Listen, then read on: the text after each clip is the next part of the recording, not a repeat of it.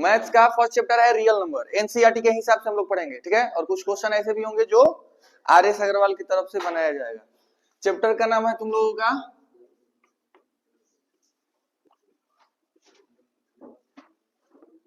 Real number. देखिए समझिए real number क्या होता है। रियल नंबर का सबसे पहले हिंदी का मतलब होता है, रियल का मतलब वास्तविक संख्या। कौन सा संख्या? वास्तविक संख्या। और वास्तविक संख्या होता क्या है? रियल नंबर होता क्या है? तो रियल नंबर होने का मतलब ये हुआ कि जैसे कि जितने भी रेशनल नंबर हैं, जो 8 क्लास में आप लोग पढ़े होंगे, 9th क्लास में पढ़े होंगे इरेशनल नंबर, 8 क्लास में रेशनल नंबर और 9th क्लास में इरेशनल नंबर। तो दोनों का जो कंबाइन हो जाता है, दोनों मिल जाते हैं, तो उसको बोलते हैं कौन सा नंबर? Real number. जितने भी रेशनल नंबर हो, जितने भी इरेशनल नंबर हो, नेचुरल नंबर हो, होल नंबर हो, इंटीजर हो, ये सब जितने भी है, natural number, odd number, even number, जो भी नंबर है, ये सभी के सभी कौन सा नंबर है? रियल नंबर है। सभी के सभी कौन सा नंबर है? रियल नंबर है। तो सबसे पहला चीज हम लोग देखेंगे कौन सा नंबर? Rational number. हेडिंग डाल लीजिएगा rational number. Number form of p by q, in the form of p by q, where p and q are integer and q not equal to 0। कहने का मतलब ये हुआ कि जो रेशनल नंबर होता है कि वो सबको पता है कि वो p by q के रूप में होता है, और जो p और q होता है वो क्या होता है? इंटीजर होता है, और q नॉट इक्वल टू 0। मतलब कि जितने भी रेशनल नंबर होते हैं वो p by q के ही रूप में होते हैं। जितने भी रेशनल नंबर होते हैं p by q के ही रूप में होते हैं। रेशनल नंबर से पहले ये आप लोग समझिए कि इंटीजर के बारे में भी आप लोग पढ़े होंगे। इंटीजर क्या होता है? तो इंटीजर भी जिसके आगे पॉजिटिव लगा हो, निगेटिव लगा हो और जीरो, ये सभी के सभी क्या है? इंटीजर। इंटीजर का भी कुछ रूल रेगुलेशन होता है कि जो इंटीजर होता है ना p by q के रूप में हो सकता है। इंटीजर को p by q के रूप में नहीं लिख सकते हैं, ना डेसिमल में लिख सकते हैं, और ना परसेंटेज में लिख सकते हैं। समझ में आया? इंटीजर को ना डेसिमल में लिख सकते हैं, ना परसेंटेज में लिख सकते हैं, और ना p by q के रूप में लिख सकते हैं। Integer normally +1 +2 +3 +4 dot dot dot, इधर 0 हो जाएगा, इधर निगेटिव में हो जाएगा। Clear? Integer clear?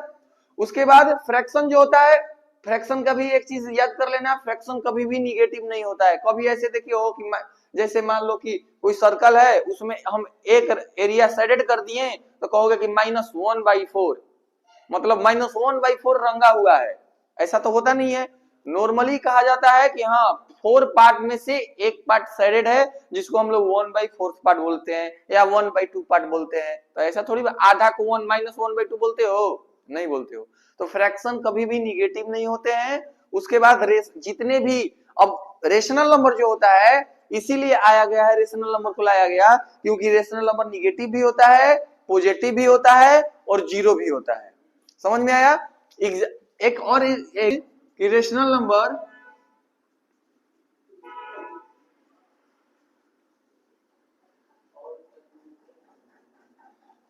Number can B positive, negative and zero. Example का बात करें हम लोग, तो जैसे p by q के यानी 2 के भी नीचे क्या छिपा हुआ है? 1, तो ये p by q के रूप में आ गया।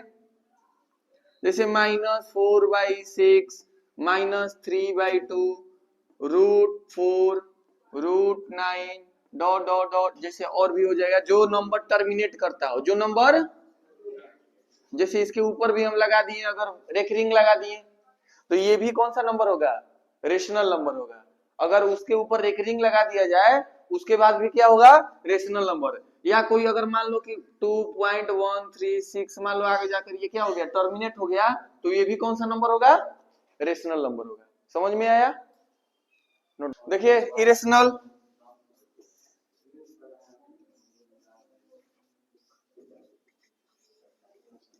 irrational number, any number, ए लड़का, any number not be written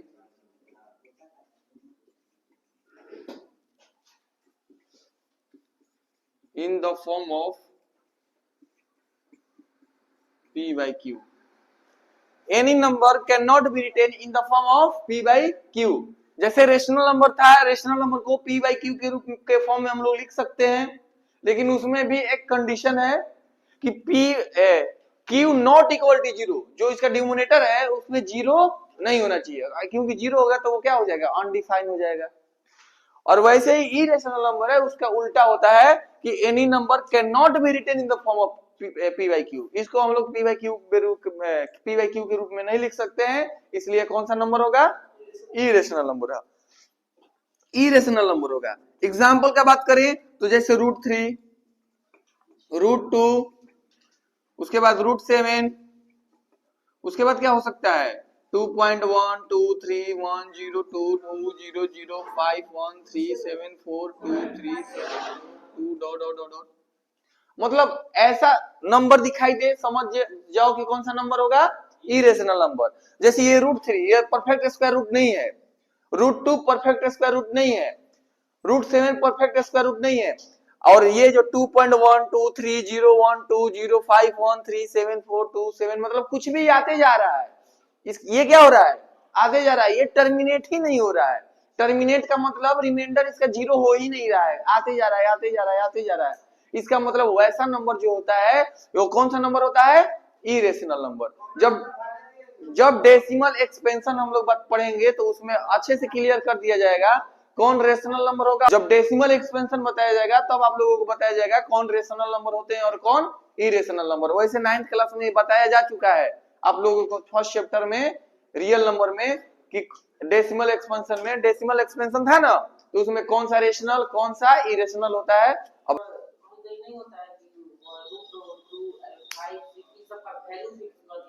नहीं नहीं, तो वो पॉइंट में आ जाएगा ना, तो पॉइंट को जिसको फिर पी बाई क्यू के रूप में नहीं लिख सकते हैं, डेसिमल में पी बाई क्यू के रूप में कैसे, एक्सप्रोक्स वैल्यू होता है, पूरा का पूरा वैल्यू नहीं होता। जैसे 22/7 है पाई का वैल्यू, तो क्या 22/3.14 होता है, नहीं होता है। उस 22/7 रेशनल नंबर है, और जो पाई का वैल्यू है वो इरेशनल नंबर है। पाई वैल्यू जो है 22/7 हम लोग उसको अप्रॉक्स वैल्यू रखा गया है, उसको पी बाई क्यू के रूप में हम लोग लिख रहे हैं, इसीलिए उसको हो रहा है रेशनल नंबर। और पाई जो है इरेशनल नंबर है।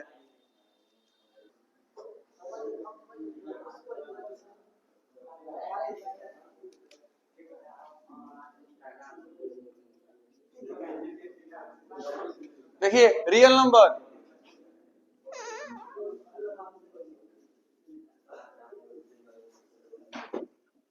रियल नंबर जितने भी रेशनल नंबर होते हैं, rational number, rational number, irrational number, integer, fraction, whole number, all are real number.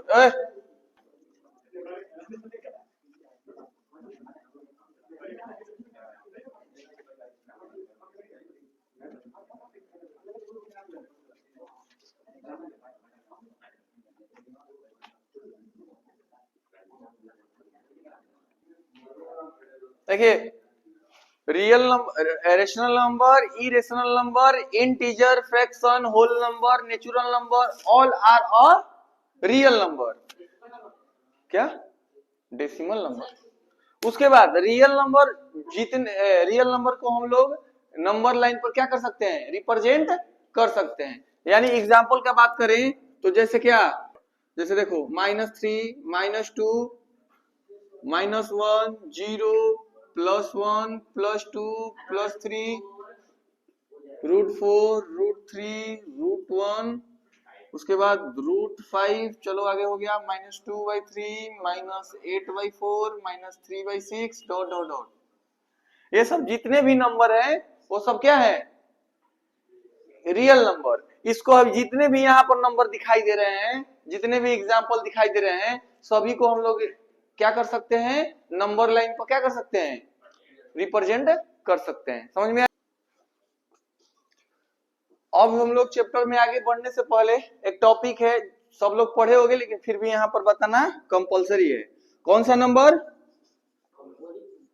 Composite number. कौन सा नंबर? Composite number. ठीक है, कंपोजिट नंबर क्या होता है? तो कंपोजिट नंबर पढ़ने से पहले एक चीज और समझ जाओ कि एक होता है मल्टीपल और एक होता है फैक्टर। मल्टीपल का मतलब क्या होता है और फैक्टर का मतलब क्या होता है?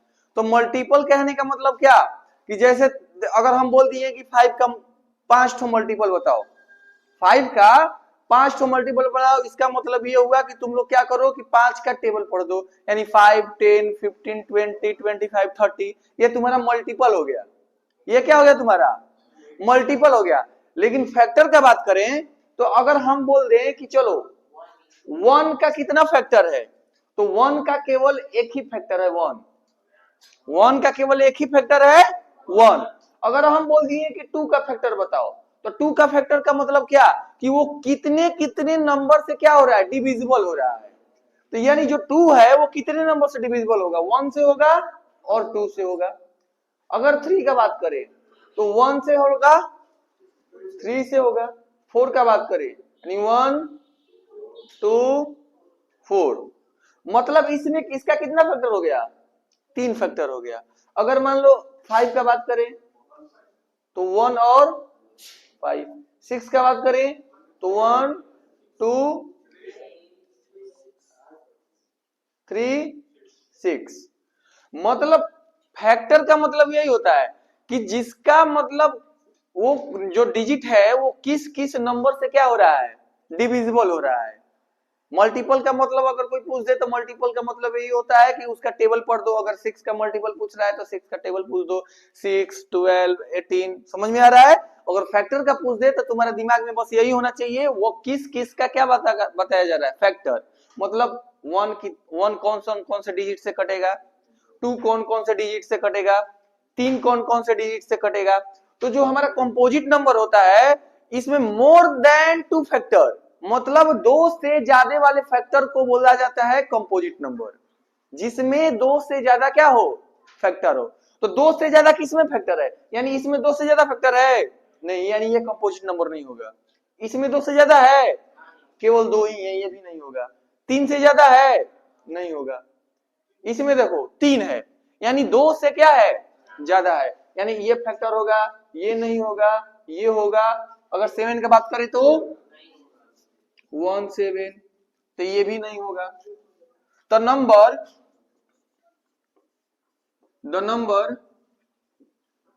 which have more than 2 factor, the number which है मोर देन 2 फैक्टर, मतलब जिसमें 2 से ज्यादा फैक्टर होता है। अगर अब इसमें क्वेश्चन पूछा जाएगा कि smallest composite number, smallest composite number कौन सा होगा, मतलब 1 डिजिट स्मॉल कंपोजिट नंबर कौन होगा, तो 4 होगा। तो एग्जांपल का बात करें तो लिख लो 4, 6, 8, 9, 10, 12, 14, 15, 16, 18, 20 डॉट डॉट डॉट। तो ये तुम्हारा कौन सा नंबर हो गया, कंपोजिट नंबर। और ये सब क्या है, फैक्टर है। समझ में आ रहा है ना? देखिए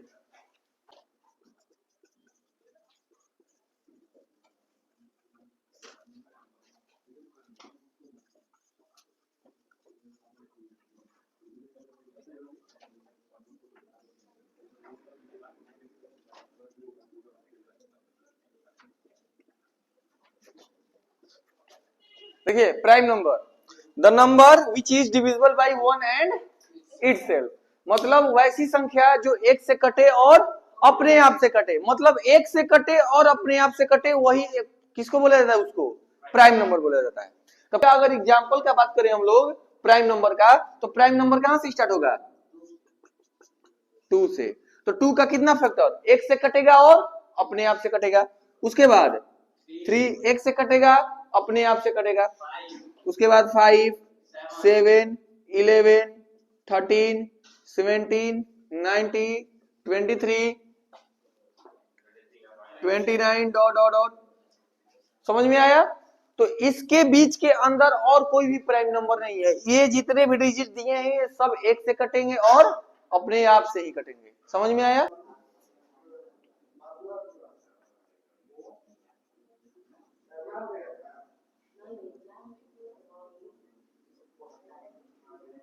को प्राइम नंबर देखिए,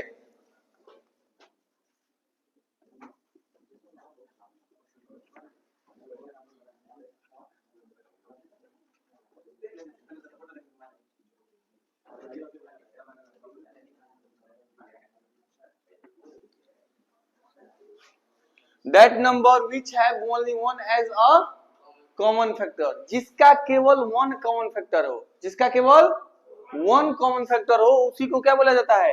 को प्राइम नंबर। एग्जांपल से समझिए, बात करें कॉमन को प्राइम नंबर का, जिसे 2 और 3 लेते हैं हम लोग, 2 और 3। तो देखो 2 का भी कॉमन फैक्टर क्या होगा? 1 और 2, और 3 का भी क्या होगा? 1 और 3। तो इसमें कॉमन क्या दिखाई दे रहा है? 1 कॉमन दिखाई दे रहा है। उसके बाद 3 और 5, तो 3 का भी 1 और 3, 5, बस ऐसे लिख दो। 5 और 7, 7 और 11, 11 और 13 dot dot dot.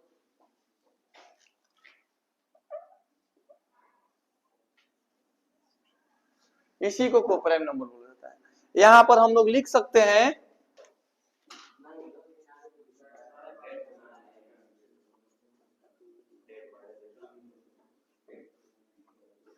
all prime number is a co-prime number. All prime number is a को प्राइम नंबर। जितने भी प्राइम नंबर होते हैं वो सभी के सभी कौन सा प्राइम नंबर? को प्राइम नंबर होते हैं। बस उसमें बस एक डिफरेंस होता है, डिफरेंस कुछ भी नहीं होता है, दोनों का जो पेयर होता है उसका फैक्टर कितना होना चाहिए? 1 कॉमन फैक्टर होना चाहिए, उसी को को प्राइम। एक होता है ट्विन प्राइम नंबर।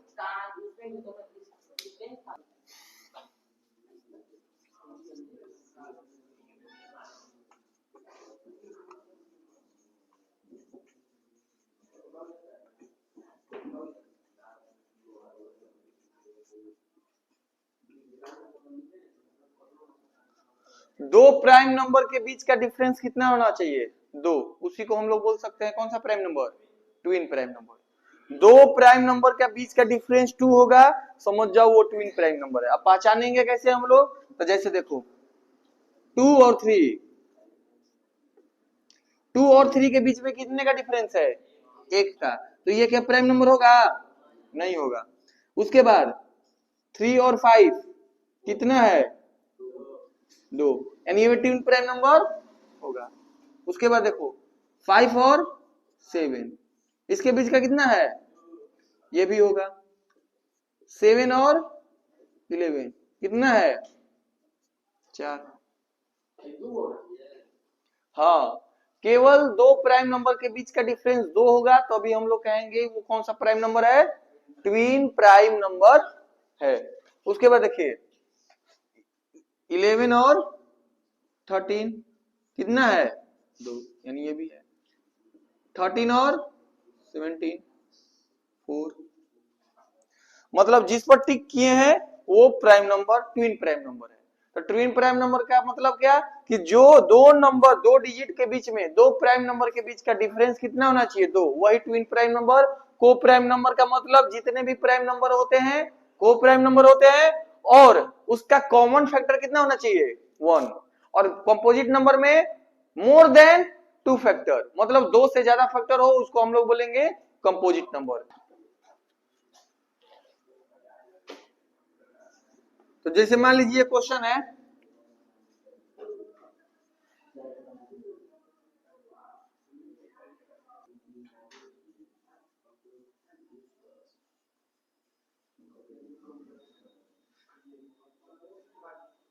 देखिए और लड़का, वन इज अ प्राइम और composite, one is a prime और कंपोजिट, वन प्राइम नंबर है या कंपोजिट नंबर है? तो हम लोग आंसर क्या लिखेंगे?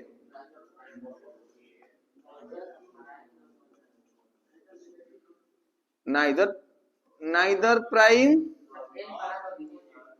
क्या? नाइदर प्राइम नॉर कंपोजिट, इस क्वेश्चन को लिख लीजिएगा।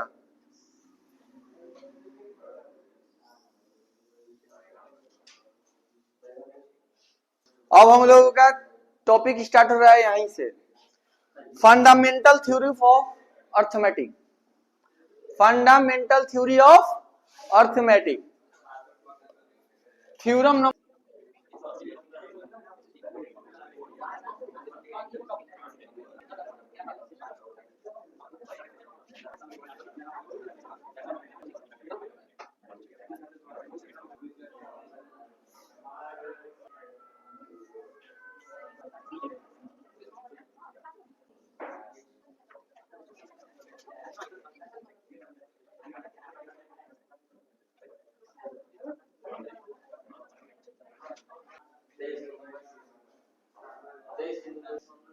आवाज बंद करिए, अभी लिखना बंद करिए, समझिए पहले। थ्योरम वन है fundamental theorem of arithmetics, fundamental theorem of arithmetics Carl Friedrich Gauss ने 1801 में क्या किया था इन्होंने, इसके बारे में बताया था। मतलब इसमें भी एक साइंटिस्ट नहीं थे, इसमें न्यूटन भी थे, और कौन है, कार्ल फ्रेडरिक गॉस भी थे, बहुत सारे लोग थे, लेकिन उन्होंने लास्टली जाकर अच्छी तरह से प्रूव्ड किसने किया, ये इन्होंने किया। लेकिन आगे जाकर एक एल्जेब्रिक वाला में, एल्जेब्रिक थ्योरम में जाकर ये इनका रूल फॉलो नहीं कर पाता है। अभी यहाँ पर फंडामेंटल थ्योरम ऑफ अर्थमेटिक केवल इसी में जाकर फॉलो होगा, अभी बताएंगे क्या होगा उसमें उसके आगे। लेकिन इनका भी जो ये अर्थमेटिक्स फंडामेंटल अर्थमेटिक्स है, ये भी आगे जाकर किसी चीज में फ्लॉप हो जाता है, ठीक है, लेकिन सही है, गलत नहीं है। तो उन्होंने अपने थ्योरम में ये बताया था, फंडामेंटल थ्योरम ऑफ अर्थमेटिक में उन्होंने ये बताया था कि every composite number can be expressed factorized as the product of primes. मतलब जितने भी कंपोजिट नंबर है, जितने भी कंपोजिट नंबर है, उसको हम लोग प्राइम नंबर के रूप में क्या कर सकते हैं, फैक्टराइज कर सकते हैं। जैसे कंपोजिट नंबर ले लो, लड़का, जैसे हम कोई ही कंपोजिट नंबर का बात करें, जैसे मान लो 12 कंपोजिट नंबर है, 12 क्या है, कंपोजिट नंबर। तो इस कंपोजिट नंबर को अगर हम फैक्टराइज करते हैं तो 2, 6, 2 से 3, यानी ये 12 किससे जा रहा है, 2 का पावर 2 और मल्टीप्लाई 3 के पावर 1। तो उन्होंने क्या कहा था कि जितने भी कंपोजिट नंबर हैं कैन बी एक्सप्रेस्ड या factorized as a product of primes. मतलब कोई भी कंपोजिट नंबर हो, उसको अगर फैक्टराइज करते हैं तो प्राइम नंबर के ही प्रोडक्ट में होगा। किसके प्रोडक्ट में, प्राइम नंबर के। तो जैसे ये 12 है, अब ये 12 को फैक्टराइज किए तो देखो 2 भी प्राइम नंबर और 3 भी प्राइम नंबर, यानी इसका मतलब ये हुआ कि ये कंपोजिट नंबर है और प्राइम नंबर के फॉर्म में क्या हो रहा है, वो टूट रहा है, फैक्टराइज हो रहा है। कोई भी डिजिट ले लो, प्राइम नंबर कोई भी डिजिट ले लो, मान लो 36 लेते हैं, तो 2 से कितने बार में जाएगा, 18, फिर 2 से 9, 3 से 3, यानी 18 का फैक्टराइजेशन क्या होगा, 2 के पावर 2 मल्टीप्लाई 3 का पावर 2। मतलब ये भी क्या 36, अच्छा हाँ ठीक है, तो 36 है। इसका भी अगर हम लोग लिए एग्जांपल, तो ये भी देख रहे हो किसके फॉर्म में है, 2 और 5 के ही फॉर्म में है, यानी किसके प्रोडक्ट है, प्राइम नंबर का प्रोडक्ट है। यानी कोई डिजिट लो ना तुम, 32 भी लो तो 32 भी 2 ही जाएगा, कितने, 2 से, 2 से, फिर 2 से, फिर 2 से 2, यानी जो 32 है कितना आ रहा है 2 का पावर 5, यानी इसका भी प्रोडक्ट किसमें होगा प्राइम नंबर का ही प्रोडक्ट होगा। किसका प्रोडक्ट होगा प्राइम नंबर का ही प्रोडक्ट होगा। तो उन्होंने यही कहा था कि जितने भी कंपोजिट नंबर है उसको फैक्टराइज हम लोग करेंगे तो किसके फॉर्म में होगा प्रोडक्ट ऑफ प्राइम्स के, मतलब प्राइम नंबर के प्रोडक्ट में होगा। यहां पर तुमको दिखाई भी दे रहा है, ठीक है। उसके आगे क्या बताया गया, his factorization is unique apart from the order in which the factor occur. इसका मतलब ये है कि जितने भी फैक्टराइजेशन होंगे, जितने भी फैक्टराइजेशन होंगे वो एक यूनिक होगा। जितने भी फैक्टराइजेशन होंगे वो क्या होगा यूनिक होगा। यूनिक का मतलब क्या कि इसके अलावा ये फैक्टराइजेशन और कोई डिजिट का फैक्टराइजेशन नहीं हो सकता है। ये सबको भी पता है कि 2 का पावर 2 और 3 का पावर 1 ये फैक्टराइजेशन केवल 12 का ही होगा और किसी भी नंबर का फैक्टराइजेशन ये नहीं होगा। तो उन्होंने यही बोला कि जो भी फैक्टराइजेशन होगा प्रोडक्ट ऑफ प्राइम का फैक्टराइजेशन होगा वो यूनिक होगा, अकेला होगा, इसके अलावा और किसी का फैक्टराइजेशन उसका नहीं हो सकता है। समझ में आया।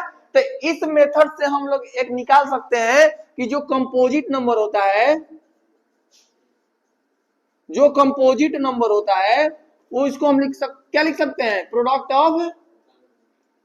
Of prime number. समझ में आया।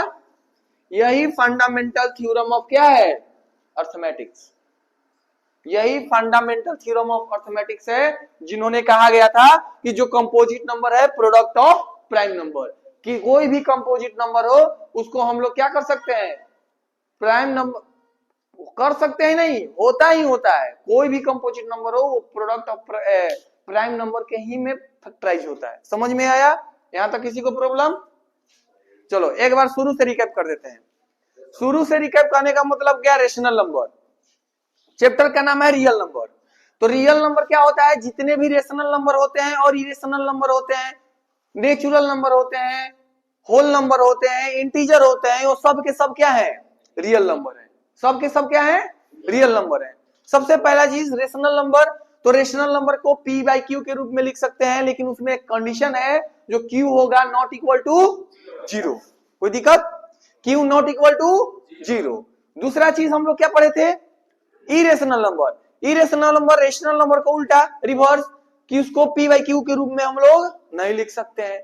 तीसरा चीज बताए थे रियल नंबर, कि जितने भी integer rational number whole number जितने भी नंबर हैं वो सबको सबके सब क्या है रियल नंबर है, और उसको हम लोग नंबर लाइन पर क्या कर सकते हैं रिप्रेजेंट कर सकते हैं। उसके बाद बताए थे कंपोजिट नंबर, जिसका 2 से ज्यादा फैक्टर हो। कंपोजिट नंबर जो एक से कटे और अपने आप से कटे प्राइम नंबर, जिसका कॉमन फैक्टर 1 हो वो प्राइम नंबर, दो प्राइम नंबर के बीच का डिफरेंस 2 हो ट्विन प्राइम नंबर। उसके बाद बताए थे कौन, फंडामेंटल थ्योरम ऑफ अर्थमेटिक। ये थ्योरम है the every composite number can be expressed factorized as the product of primes and his factorization is unique. मतलब जितने भी कंपोजिट नंबर है एवरी कंपोजिट नंबर उसको हम लोग प्राइम नंबर के प्रोडक्ट में क्या कर सकते हैं फैक्टराइज कर सकते हैं, और his factorization is unique apart from the order in which the factor occur. मतलब जो भी फैक्टराइजेशन होगा उसका यूनिक होगा।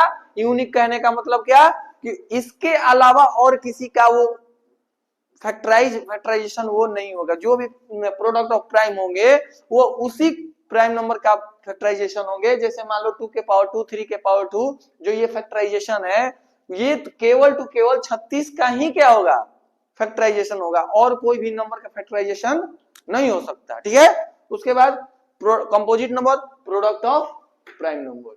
ठीक है। इसके बाद मिलते हैं हम लोग अगले क्लास में एनसीईआरटी के क्वेश्चन और आर एस अग्रवाल के क्वेश्चन के लेकर।